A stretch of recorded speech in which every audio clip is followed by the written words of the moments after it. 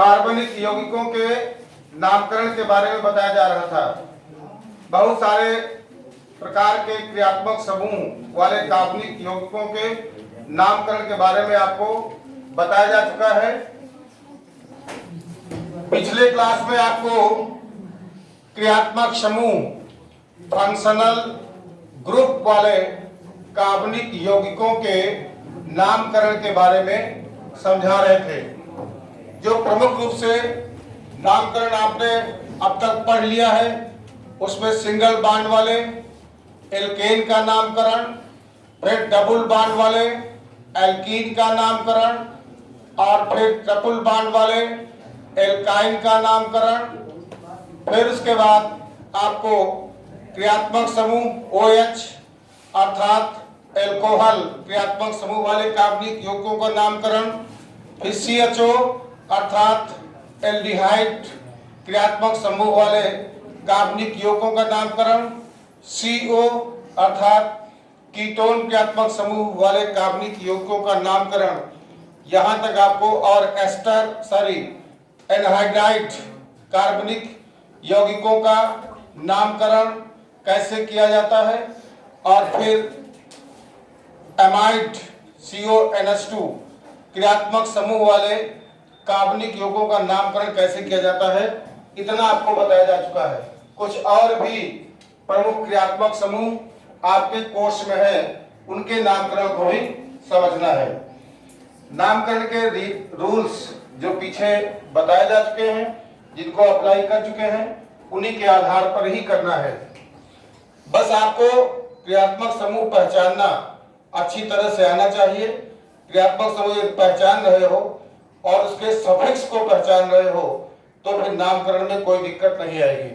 जैसे एल्केन का secondary suffix ane, alkene का इन, एल्काइन का आइन, एल्कोहल का आल, एल्डिहाइड का अल, कीटोन का ओन, और एनहाइड्राइड का ओइक एनहाइड्राइड।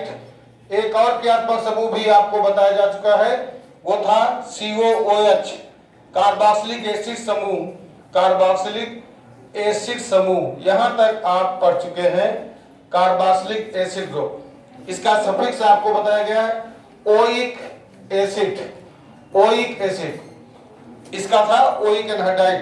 इतना आपने समझ लिया। आज कुछ और भी समूहों के नामकरण को समझना है। एक और इंपॉर्टेंट छूट रहा था, अगर किसी कार्बनिक श्रृंखला में Cl, Br, I या F यानी हैलोजन्स परमाणु जुड़े हों तो इनका नामकरण कैसे किया जाएगा। अभी एक भी एग्जाम्पल इस तरह का हमने नहीं समझाया है। इनका सफिक्स हैलो होता है। हैलो अर्थात Cl के लिए क्लोरो लिखते हैं, Br के लिए ब्रोमो लिखते हैं, I के लिए आयोडो लिखते हैं, और F के लिए फ्लोरो लिखते हैं। ये इनके सफिक्स होते हैं। अगर किसी कार्बनिक श्रृंखला में Cl, Br, I या F में से कोई भी परमाणु जुड़ा है तो उसके लिए Cl के लिए क्लोरो, Br के लिए ब्रोमो, I के लिए आयोडो और F के लिए फ्लोरो जोड़ा जाता है। जैसे एक छोटा सा उदाहरण लेते हैं, CH3CH से Cl जुड़ा है, CH2Cl, या केवल CH2CH3 लिखते हैं। अभी नंबरिंग यहां से करेंगे, यहां से Cl पास पड़ रहा है, 1 2 3 4। 2 से क्या जुड़ा है Cl यानी 2 क्लोरो, और 4 कार्बन के लिए ब्यूट होता है, सभी सिंगल बॉन्ड से हैं तो 2 क्लोरो ब्यूटेन। अगर यहाँ Br जुड़ा होता तो ब्रोमो हो जाता, F जुड़ा होता तो फ्लोरो हो जाता। इस तरह से हम इन्हीं सफिक्स का प्रयोग करते हुए इन हैलोजन परमाणु जुड़े हैं तो उनका नामकरण कैसे किया जाएगा समझ लिया आपने। एक छोटा सा एग्जाम्पल लेते हैं जिसमें इसको आप करिए। हैलोजन परमाणु भी जुड़ा है और Cl के साथ Br भी जुड़ा है, और यहाँ भी CH2Cl डबल बॉन्ड वाले का आप समझ चुके हैं। डबल बॉन्ड है, Cl भी है, Br भी है, क्लोरो और ब्रोमो भी जुड़ा है। इसका नामकरण कैसे करेंगे? नंबरिंग यहां से स्टार्ट करो, 1 2 3 4, या इधर से 1 2 3 4 लेफ्ट टू राइट नंबर डालेंगे तब भी वही आएगा, और राइट टू लेफ्ट डालेंगे तब भी वही आएगा। 1 2 3 4 लिखते चलिए आप सभी। अब यहाँ द्विबंध भी है, डबल बॉन्ड भी है, बीआर भी है, सीएल भी है। यहाँ भी अल्फाबेट का ध्यान रखिए। बीआर जुड़ा है, बीआर ब्रोमो होता है, सीएल जुड़ा है, क्लोरो होता है। अल्फाबेट में पहले ब्रोमो आता है, बी आता है, तो जिस नंबर से ब्रोमो जुड़ा है उसका नंबर, और 2 बार जुड़ा है तो डाई ब्रोमो। जैसे यहाँ 2 से ब्रोमो, 3 से ब्रोमो, पहले हम ब्रोमो को लिखेंगे तो 2 3 2 बार है तो डाई क्या है, ब्रोमो। और 1 से सीएल है, 4 से सीएल है, 2 बार सीएल है, 1 4 डाई क्लोरो। और देखिए डबल बॉन्ड भी है, 2 नंबर पर डबल बॉन्ड है तो 2 से इन, 2 इन, और कार्बन परमाणु संख्या 4 है तो 4 के लिए लिखते हैं ब्यूट। तो इस तरह से इसका नामकरण होगा 2 3 dibromo, 1 4 dichloro, 2 ene but. But को इन से मिला देंगे तो 2 ब्यूटीन हो सकता है। तो 2 3 डाई ब्रोमो, 1 4 डाई क्लोरो और 2 इन ब्यूट। ये बहुत इंपॉर्टेंट है, इसका इस तरह से नामकरण होगा। एक छोटा सा हैलोजन परमाणु का लेते हैं, आप पढ़ते हैं क्लोरोफॉर्म, ये इसका कॉमन नेम है क्लोरोफॉर्म। क्लोरोफॉर्म जो एक निश्चेतक के रूप में इस्तेमाल होता है, इसको सुखाने पर बेहोशी आ जाती है। पहले हाई स्कूल में जब प्रैक्टिकल हुआ करता था उसमें फ्रॉग का डिसेक्शन होता था, मेढक का विच्छेदन करना, उसके समस्त भागों को देखना। उस समय मेढक को पहले क्लोरोफॉर्म में रखकर बेहोश कर लेते थे, तभी उसका डिसेक्शन किया जाता था। तो CH3 ये है क्लोरोफॉर्म। अब देखिए इसको C से एक Cl यहाँ है, एक Cl यहाँ है, एक Cl यहाँ है और H जुड़ा है। यही तो स्ट्रक्चर है। एक ही नंबर से 3 बार Cl जुड़ा है। हमने कहा 1 लिखने की बाध्यता नहीं होती है। वैसे तो 1 एक ही कार्बन है अकेला, 1 1 1 3 बार Cl, 3 बार के लिए ट्राई, Cl के लिए क्लोरो, ट्राई क्लोरो, एक कार्बन के लिए मेथ सिंगल बॉन्ड से N, तो 1 1 1 ट्राई क्लोरोमेथेन। 1 नहीं लिखने की जरूरत है तो आप क्या लिख सकते हैं, ट्राई क्लोरोमीथेन। इसका आईयूपीएसी नाम होगा ट्राई क्लोरोमीथेन। एक और छोटा सा लिखते हैं, 2 कार्बन परमाणु हैं, यहां पर Cl है, यहां पर Cl है, यहां पर F जुड़ा है, फिर इसमें यहां पर F है, यहां पर Cl है, यहां पर F है। अब ये बहुत छोटा सा है, इस कार्बनिक यौगिक में मात्र 2 कार्बन है, 2 कार्बन है मात्र। यहाँ पर Cl में गलती से कार्बन का न मान लीजिएगा, इसका नंबर भी जोड़ दो। Cl अकार्बनिक है, कार्बन नहीं है, इसलिए इसका नंबर नहीं काउंट होगा। There are only 2 carbon atoms, 1 and 2, 2 he carbon है इसमें। अब देखिए इसका नाम अपने आप लिखने का प्रयास करिए, बहुत सिंपल है। हाइड्रोजन में Cl और F यानी क्लोरो जुड़ा है। 1 से 2 बार Cl और 2 से भी 1 बार Cl। 1 से यहाँ भी Cl, यहाँ भी Cl, 2 बार Cl, 2 से यहाँ भी Cl है तो 3 बार Cl है। इसी प्रकार से F 1 से 1 बार है और 2 से 2 बार है, ये भी 3 बार है। तो पहले क्लोरो और फ्लोरो स्पेलिंग देखिए, पहले C आता है तब F आता है, तो पहले Cl को लिखेंगे 1 1, फिर 2 से 1 बार है 2, 1 1 2, 3 बार है तो 3 के लिए try, Cl means chloro, try chloro. और अब फ्लोरीन की बारी है, F की बारी है। 1 से 1 बार है और 2 से 2 बार है तो 1 2 2, 3 बार भी है, ट्राई फ्लोरो, ट्राई फ्लोरो। और देयर आर 2 कार्बन एटम्स, 1 और 2, 2 ही कार्बन है, 2 के लिए 1 और सिंगल बॉन्ड से ethane. 1 1 2 try chloro, 1 2 2 try chloro ethane, ये इसका आईयूपीएसी नाम हो जाएगा। इसी प्रकार से एक छोटा सा लिखते हैं CCl3, CCl2, CH2Cl।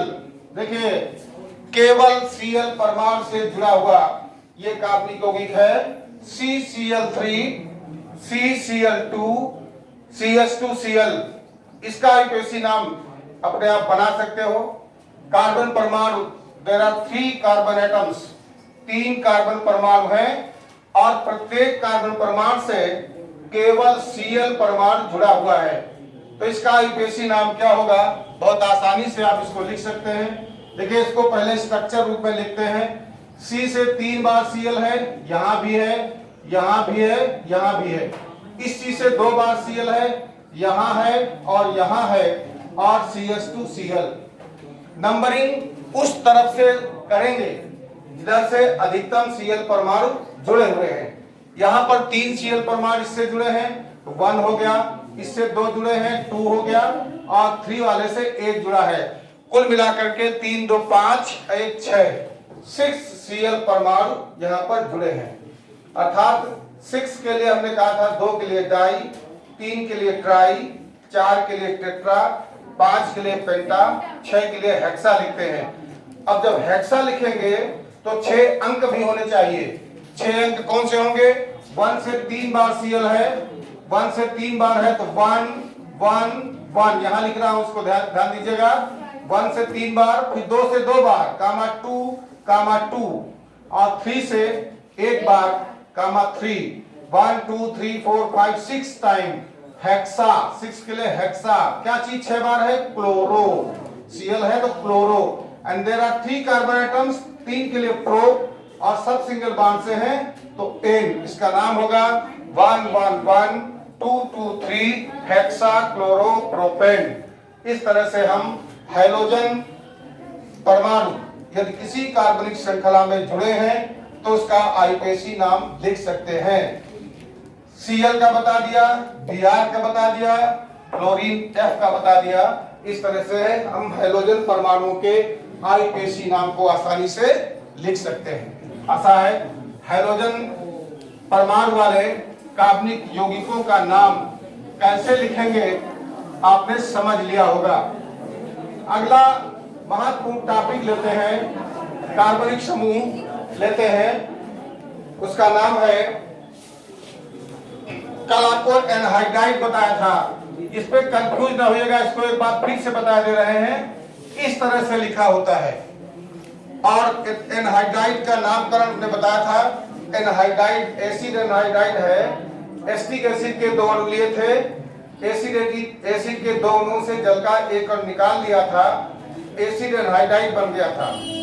Acid anhydride के नामकरण के लिए सफिक्स ओइक एनहाइड्राइड का यूज किया जाता है। एक बार इसको हम फिर समझाते हैं, ये इंपॉर्टेंट है। ऐसे ही इतना ही लिख के आता है, लिखा रहता है इस कार्बनिक यौगिक का आईयूपीएसी में नाम लिखे।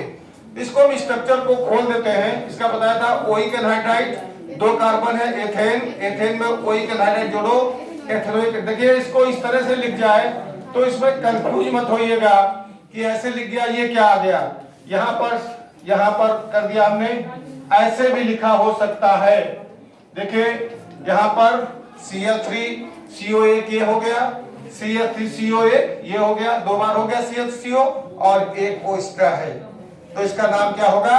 Cl3CO का होल ट्वाइस O। यही चीज है ना, इसी को हमने स्ट्रक्चरल फॉर्म में लिख दिया है। तो यदि ऐसे लिखा हो तो कोई कंफ्यूज ना हो कि ये कीटोन तो नहीं आ गया, ऐसा सोचने लगो। यहाँ पर 1 O एक्स्ट्रा है, कीटोन नहीं है, ये एसिडिक एनहाइड्राइड, एसिटिक एनहाइड्राइड है और इसका यही स्ट्रक्चर है। तो आईयूपीएसी नाम होगा एथेनोइक एनहाइड्राइड। क्या हो जाएगा? Ethanoic anhydride. एकदम कॉन्सेप्ट बेस्ड आईयूपीएसी नाम लिखने के लिए आता है। एथेन में ओइक एनहाइड्राइड जोड़ दिया तो बन गया एथेनोइक एनहाइड्राइड। अब आगे आज जो अगला पढ़ाना है वह महत्वपूर्ण टॉपिक है, वह है एस्टर का नामकरण। बहुत इंपॉर्टेंट, नॉमेनक्लेचर ऑफ एस्टर। बहुत ध्यान से समझिएगा, nomenclature of ester, nomenclature of ester. Ester का नामकरण कैसे करेंगे? तो पहले आप जान लें कि ईस्टर बनता कैसे है। ईस्टर बनने की क्रिया को रासायनिक रूप में कहा जाता है एस्टरिफिकेशन। एस्टरीकरण। एस्टर बनने की रिएक्शन को एस्टरीफिकेशन या एस्टरीकरण कहा जाता है। तो कैसे बनता है, किसी भी एसिड से, जैसे मान लिया ये हमने ले लिया एसिटिक एसिड, एसिटिक एसिड है, इसका आईपीसी नाम आप पढ़ चुके हैं एथेनोइक एसिड। 2 कार्बन COH का ओइक एसिड होता है, 2 कार्बन में इथेन में ओइक एसिड जोड़ो एथेनोइक एसिड। किसी भी एसिड अम्ल की, कार्बनिक अम्ल की क्रिया अल्कोहल से कराने पर, ये CH3OH को हमने ऐसे लिख दिया है, यह है मेथिल अल्कोहल। क्या है? Methyl alcohol. किसी भी कार्बनिक अम्ल की क्रिया अल्कोहल से कराने पर और किसकी प्रेजेंस में कराने पर, सल्फ्यूरिक प्रेजेंस, सल्फ्यूरिक एसिड और Cl की प्रेजेंस में कराने पर इस अम्ल और अल्कोहल की क्रिया सल्फ्यूरिक अम्ल और Cl की उपस्थिति में कराने पर यहां से जल का मॉलिक्यूल, वाटर मॉलिक्यूल यहां से निकल जाता है। ऐसे इसको निकाल देते हैं, एक H2O निकल जाएगा, H और OH, एक H2O यहां से माइनस कर दीजिए तो शेष क्या बचा, CH3COO CH3, क्या बचा, CH3COO CH3 और वाटर निकल गया। ये जो बना ये है ईस्टर, अर्थात ईस्टर का क्रियात्मक समूह CH3 जगह हम R लिख देते हैं, RCOOR, अर्थात COO इसका क्रियात्मक समूह होता है। ध्यान रखिएगा, COOH हो तो कार्बोक्सिलिक एसिड होता है, CO हो तो एसीटोन यानी कीटोन होता है। यहाँ पर COO है, खाली O हो तो ईथर होता है, ईथर का बताते हैं। ये RCOOR या इसको इस तरह से भी RCOOR डैश, R डैश का मतलब जैसे R है मेथिल और R डैश है एथिल। दोनों तरफ के एल्किल ग्रुप भिन्न भी हो सकते हैं, दोनों तरफ के एल्किल समूह समान भी हो सकते हैं। इनका नामकरण कैसे करते हैं, बहुत इंपॉर्टेंट है। इनका नामकरण सेकेंडरी सफिक्स O8 जोड़कर किया जाता है, O8। अब देखिए यहां इसी का हम नाम बताते हैं, इसका एक ऐसे नाम, इसको भी इस तरह भी लिख सकते हैं, RC डबल बॉन्ड OOR, ऐसे भी लिखा हो सकता है। कार्बन से एक ऑक्सीजन परमाणु द्विबंध द्वारा जुड़ा होता है तो इसका नाम O8 सफिक्स जोड़कर लिखा जाता है। जो राइट हैंड साइड पे एल्किल समूह होता है उसको ज्यों का त्यों लिखते हैं। जैसे ये स्तर है CH3COO CH3, राइट हैंड पे जुड़ा हुआ एल्किल समूह ज्यों का त्यों लिखते हैं और इधर के कार्बन परमाणुओं को गिनते हैं। इधर के हैं 2 के लिए क्या लिखते हैं, एथेन, और सफिक्स क्या है, O8। तो ये ज्यों का त्यों लिखेंगे तो हो जाएगा मिथाइल या मेथिल कहते हो, मेथिल और 2 कार्बन एथेन और इथेन में जोड़ो O8 तो मेथिल एथेनोएट। वेरी इंपॉर्टेंट, इस एस्टर का नामकरण पूछा जा सकता है, ये बहुत महत्वपूर्ण, छोटे से नाम बहुत पूछे जाते हैं। तो एस्टर का नामकरण इसका क्या होगा, मेथिल एथेनोएट। जैसे इसी का एक दूसरा उदाहरण लेते हैं, CH3 CH2 COO CH2 CH3। देखिए अब यहां पर COO क्रियात्मक समूह के दोनों तरफ C2H5 है, CH3 CH2 माने C2H5, CH3 CH2 means C2H5।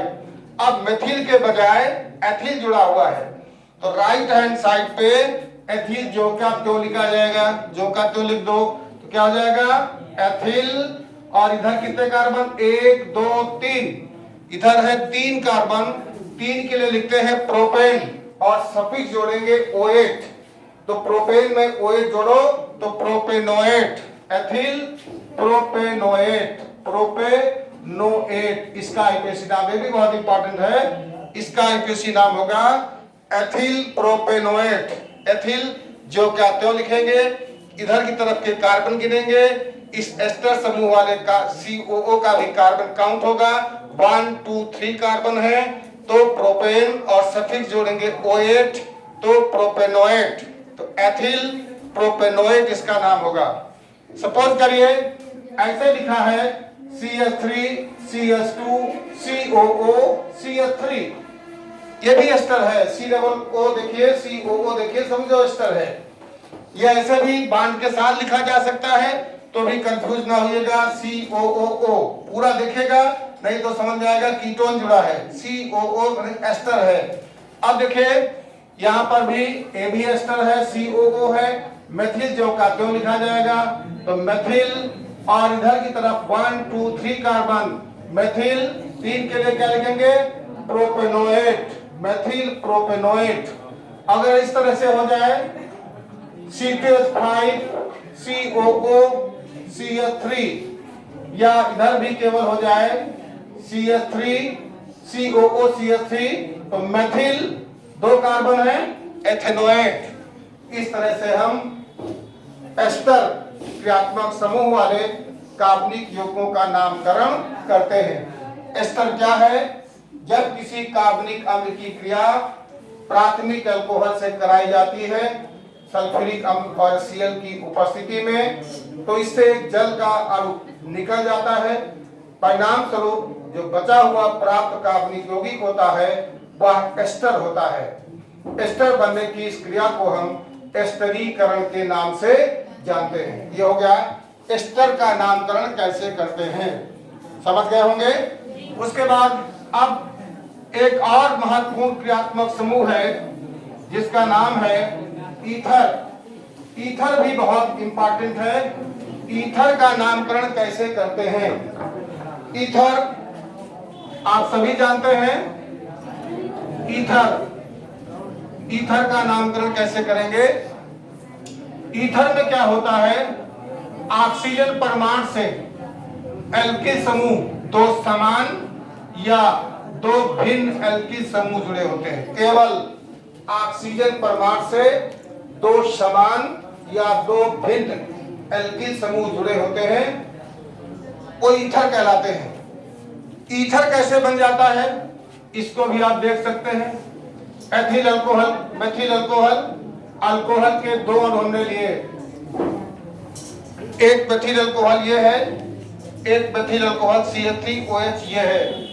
इसमें भी यदि जल का अणु निकाल दें, जल का अणु निकाल दें तो बना हुआ क्या हुआ, बचा हुआ भाग CH3O CH3 प्लस H2O, अर्थात अल्कोहल के निर्जलीकरण के परिणाम स्वरूप ईथर प्राप्त होते हैं।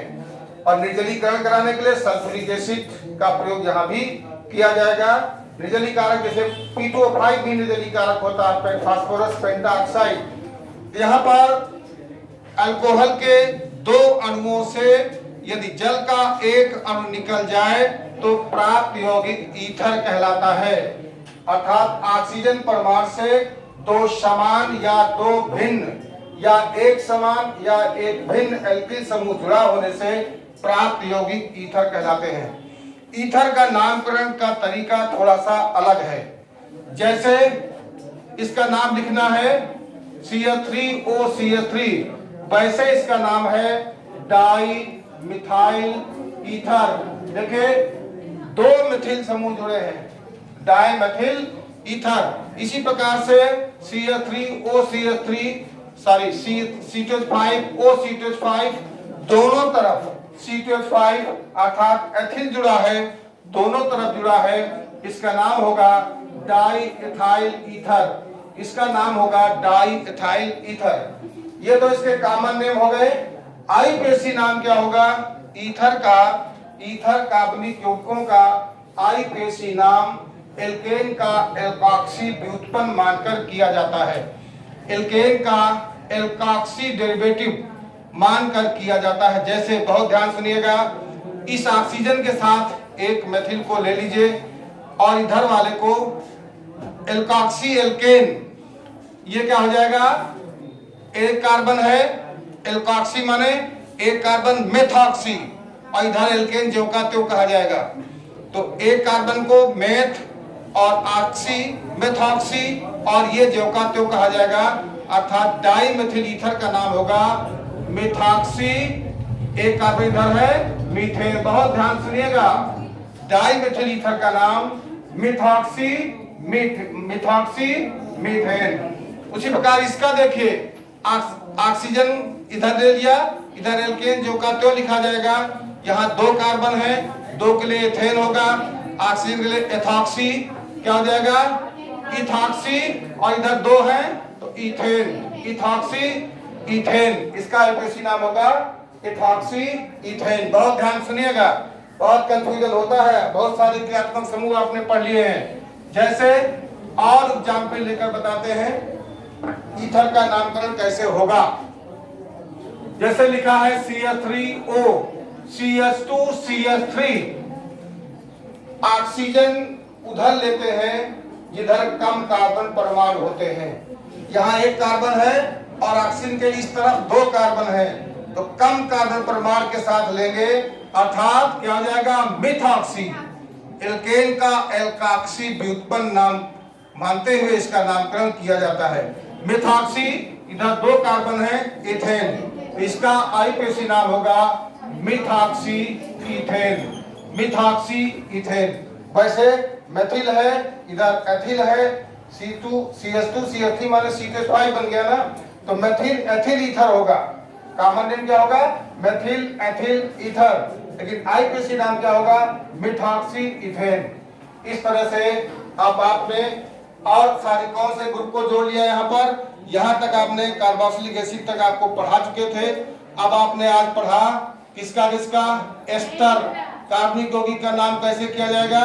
एस्टर के बाद आपने पढ़ा, एस्टर के बाद एस्टर पढ़ लिया आपने, एस्टर के बाद आपने पढ़ लिया ईथर का आईपीसी नाम क्या होगा।